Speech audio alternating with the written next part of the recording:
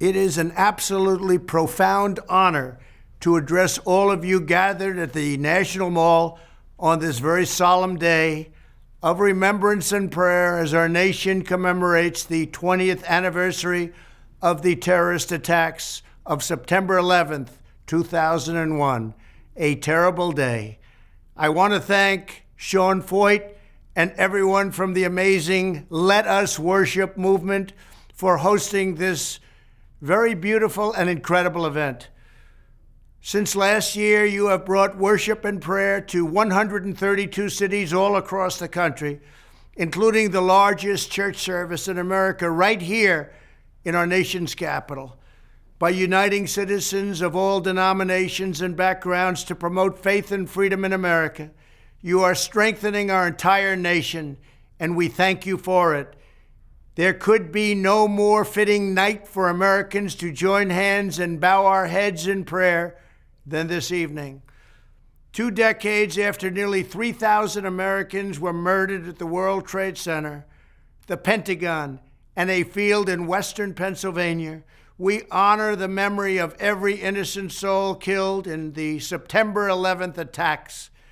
We cherish their legacy, and we reaffirm our everlasting vow to never forget.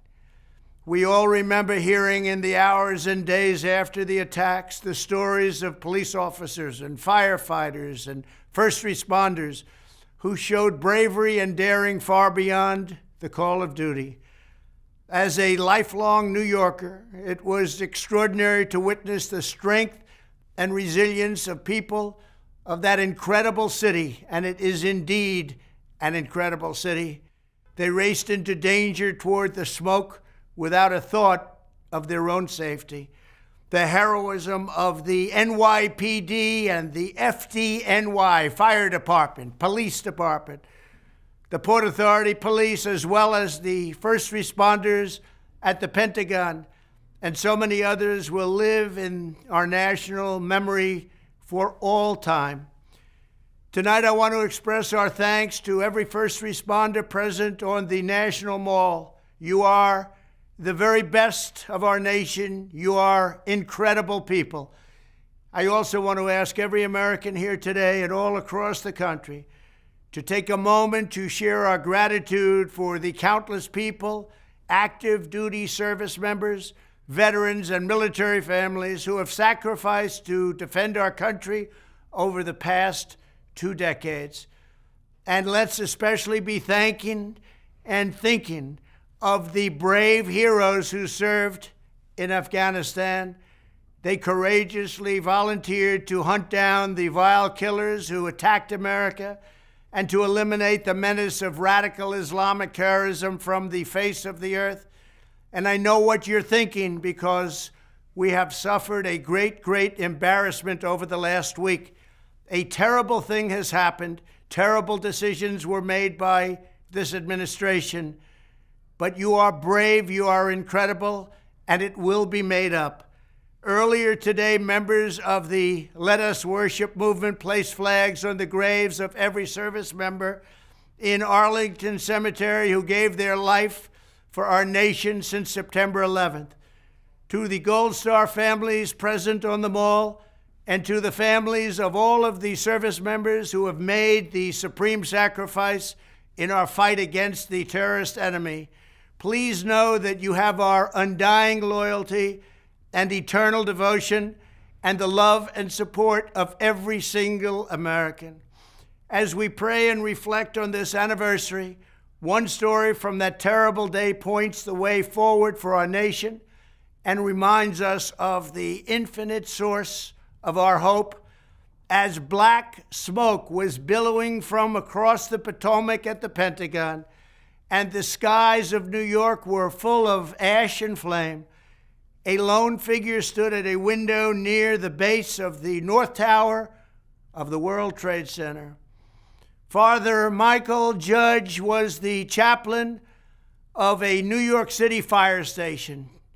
When the first plane struck the World Trade Center, he raced inside knowing the danger. Video testimony shows him standing still at the large window looking at people falling to their deaths. A friend and fellow priest later recounted that if you watch carefully, you can see the Father's lips moving. For those of us who know him, the friend said, he wasn't one that talked to himself. He was praying. Moments later, the South Tower collapsed and the implosion shattered the glass window and killed Father Mike. The day before he died, Father Mike spoke at the dedication of a New York City fire station. Before a group of firefighters, he shared a message that echoes across all time. You do what God called you to do, he told them. You show up. You put one foot in front of the other. You get on the rig and you go out and you do the job, which is a mystery. You have no idea what God has calling for you. You have no idea where you're going, and in some cases, you don't know why. But he needs you. He needs me. He needs all of us. Tonight, Father Mike's words remind us that in the end, there is only one true answer to the depth and the evil that we saw on September 11th.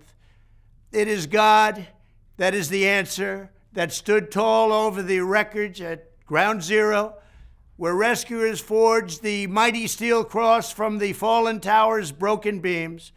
It is the same site that was seen hundreds of miles away in Shanksville, where the first spontaneous memorial to the heroes of Flight 93 was a simple but beautiful wooden cross. And it is this same turning to God, the ultimate answer to evil, that we see here today as thousands of Americans gather on the Mall to pray for our beloved nation and to pray for one another. I want to thank Let Us Worship for calling Americans to 21 days of prayer in the coming weeks. America is a nation strengthened and sustained by God and the prayers of all his children. Your faith is a force that our enemies can never, ever extinguish. Your love of God, family, and country is more powerful than any adversary's hatred or malice or scorn. So as we remember those Americans we lost 2 decades ago, we return again and again to the same simple prayer that was heard echoing all across our land in the days after the September 11th attacks. God bless our first responders. God bless our service members. God bless the memory of all who died on 9/11. And God bless America. Thank you.